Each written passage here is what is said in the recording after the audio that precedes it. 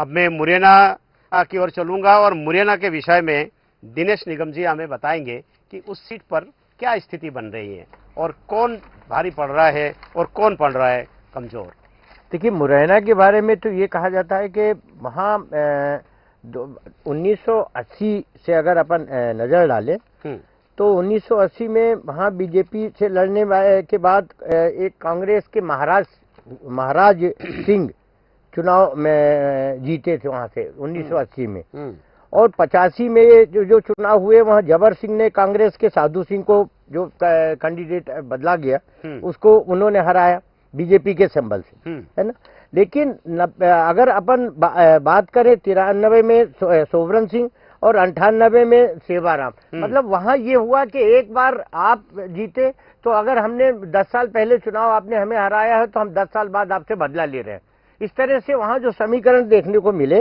और अभी अगर अपन देखें तो प्रेजेंट टाइम जो वहां 2003 से नजर माने तो 2003 में जब रुस्तम सिंह का प्रवेश हुआ, वहां पर रुस्तम सिंह प्रवेश करे और उन्होंने कांग्रेस को माइनस करके एक परशुराम जो बीएसपी के थे उनको हराए, मतलब सेकंड पोजीशन में वो रहे, बीएसपी आ गई और कांग्रेस एकदम से उसमें चली गई तीसरे नंबर पे।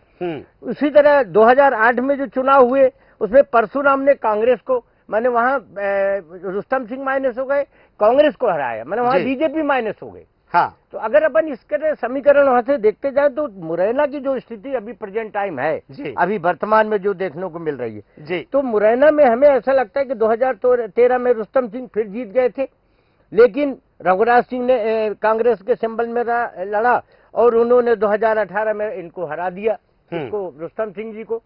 तो वहां जो समीकरण अभी जो देखने को मिल रहे हैं उससे ऐसा लगता है वर्तमान स्थिति में कि जो ये दोनों कांग्रेस और बीजेपी के कैंडिडेट हैं अभी प्रेजेंट टाइम वर्तमान में, ये दोनों भारी है अपने अपने।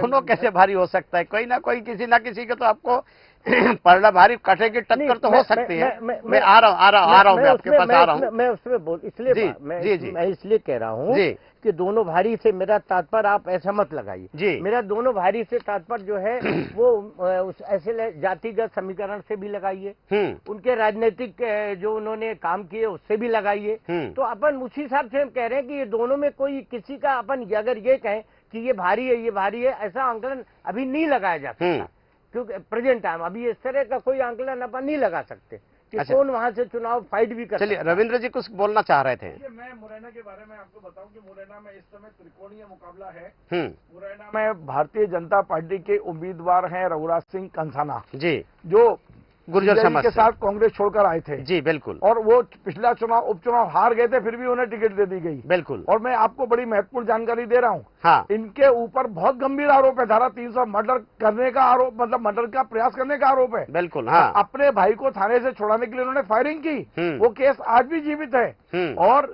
और दूसरे कांग्रेस की ओर से दिनेश गुर्जर जी हैं जो कमलनाथ जी के नजदीक हैं, बिल्कुल। और बहुजन समाज पार्टी की टिकट लेकर आ गए रुस्तम सिंह जी के बेटे राकेश सिंह, हाँ, और ये तीनों संयोग से गुर्जर हैं, हाँ। तो गुर्जरों का जो एक बार ये द्वंद दिखाई दे रहा है मुरैना में, आप ये मान के चलिए कि दिनेश गुर्जर जो है बिल्कुल नए चेहरे के रूप में आए हैं, नए हैं, और रघुराज कंसाना पर चूंकि आरोप भी हैं, वो पार्टी भी बदल चुके हैं। राकेश सिंह ने यदि रघुराज कंसाना के वोट काटे, क्योंकि राकेश सिंह का उद्देश्य, रुस्तम सिंह के बेटे का उद्देश्य चुनाव जीतना नहीं है, भारतीय जनता पार्टी को हराना है, एकमात्र उद्देश्य लेके आए हैं। रुस्तम सिंह को लगता है कि बीजेपी ने उनका अपमान किया टिकट काट के, और इसलिए उन्होंने अपने बेटे को उतार दिया। यदि उन्होंने बड़ा नुकसान, राकेश सिंह ने यदि रघुराज सिंह और भारतीय जनता पार्टी का ज्यादा वोट काटे तो इसका फायदा कांग्रेस को मिल सकता है। इसका फायदा कांग्रेस को मिल सकता है, लेकिन त्रिकोणीय मुकाबला है, ये मैं आपको बता दूं। त्रिकोणीय मुकाबला है। सूरज पाठक जी। जय जी, मैं इसमें एक बात कहूँ। जी, मैं ये कह रहा हूँ कि मैं यो त्रिकोणीय मुकाबला है इसीलिए मैं कह रहा हूँ, इसीलिए कह रहा हूँ कि किसी के बारे में अपन भविष्यवक्ता नहीं बन सकते, मतलब वहाँ सर्वे के अनुसार से, ठीक है, क्योंकि क्या है कि वहाँ जो स्थिति अभी है, बीएसपी को ज्यादातर बीएसपी जो नुकसान देती है, अगर आप पुराने रिकॉर्ड देखें, तो वो कांग्रेस के प्रत्याशी को करती है डैमेज, या तो वो फाइट कर जाती है या कांग्रेस के प्रत्याशी को माइनस करती है। चलिए, कांग्रेस को प्रत्याशी को भी माइनस कर सकते हैं यहाँ पर। और सूरज पाठक जी, एक विषय में जानकारी मैं लेना चाहूंगा, जैसे दोनों हमारे अतिथियों ने बताया कि अनुभवों ने बताया कि तीनों जो उम्मीदवार है ये गुर्जर समाज से है। हाँ। और तीनों जो है बराबरी के टक्कर के हैं। लेकिन ऐसी स्थिति में हाँ। एक आप पार्टी के उम्मीदवार है जो रमेश उपाध्याय है, जो वहां पर गुर्जर समाज के अलावा जो दिगर वोटर है हाँ। उस पर बहुत मजबूत पकड़ रखता है। ये बिल्कुल सही। तो ये मजबूत पकड़ रखने के कारण से हाँ। तो क्या ऐसा नहीं है कि गुर्जर समाज के जो लोग हैं ये आपस में लड़ भिड़े हाँ। और ऐसे में जो है आप पार्टी निकल जाए, लेकिन क्या आपके सर्वे क्या कहता है? देखिए, आम आदमी पार्टी यहां से विधायक बन के आ जाए, सदन में उपस्थिति दे जाए मुरैना सीट से, ऐसी उम्मीद तो नहीं, लेकिन आम आदमी पार्टी बड़ा नुकसान करेगी, ये बात जरूर है। किसको नुकसान करेगी, यही मैं जानना चाह रहा था। नुकसान किसको करना? आम आदमी पार्टी यहां से सबसे ज्यादा नुकसान कांग्रेस को करने वाली है। हाँ। क्योंकि ये जो रमेश उपाध्याय हैं ये क्षेत्र में सक्रिय रहे हैं। हाँ। लेकिन इससे पहले मैं एक चीज बताना चाहूंगा कि दिनेश गुर्जर जो है हाँ। मुरैना सीट से पहली बार विधानसभा का चुनाव लड़ रहे हैं। हाँ। हालांकि जिला पंचायत सदस्य रह चुके हैं, 1994 में चुनाव जीता था इन्होंने। किसानों के प्रदेश अध्यक्ष रहे, किसानों के प्रदेश अध्यक्ष रहे और उत्तर प्रदेश में युवक कांग्रेस के प्रभारी भी रहे हैं। हाँ जी। और पार्टी के भरोसेमंद हैं, लगातार लगभग 25 से 30 सालों से सक्रियता है, इस कारण से टिकट मिला है। यहाँ रघुराज कंसाना की बात करें तो रघुराज कंसाना मैं बता दूं आपको कि पिछले चुनाव में हार गए थे और इनको हराया था राकेश मावई ने, और कांग्रेस ने यहां से राकेश मावई का टिकट काटा है और राकेश मावई का टिकट काटकर दिनेश गुर्जर को दिया है। और उसके पीछे सबसे बड़ा जो कारण है वो यही बात है कि गुर्जर के अगेंस्ट गुर्जर खड़ा करना। कांग्रेस की जो रणनीति रही है कि गुर्जर के रघुराज कंसाना के अगेंस्ट में दिनेश गुर्जर को खड़ा करना केवल जातिगत समीकरण रहे हैं, नहीं तो यहां पर राकेश मावई का टिकट काटने की वजह जो रही है वो कोई दूसरी नहीं। और यहां एक बात बता दूं कि 2018 में कांग्रेस के विधायक बने थे रघुराज कंसाना, लेकिन जैसा कि आपने बताया कि पार्टी बदलना बिल्कुल इनके लिए मुफीद नहीं रहा है।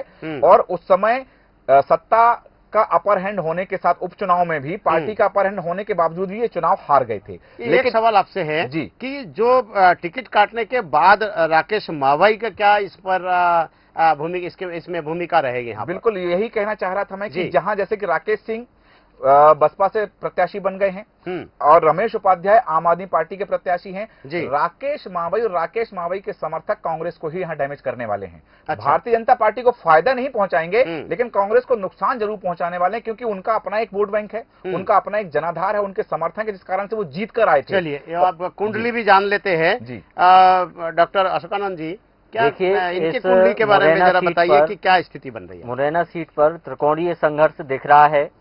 आप पार्टी से रमेश उपाध्याय जी हैं, कांग्रेस से दिनेश गुर्जर जी और बीजेपी से रघुराज कंसाना जी।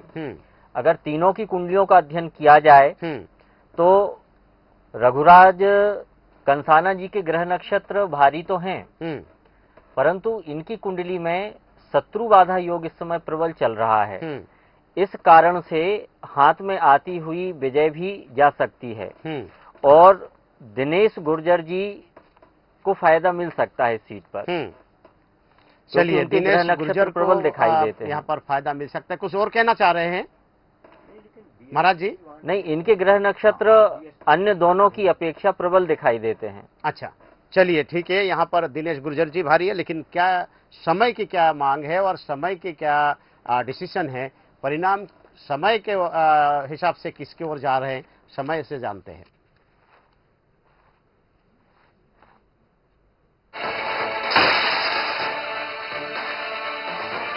फूलगढ़ में बहार।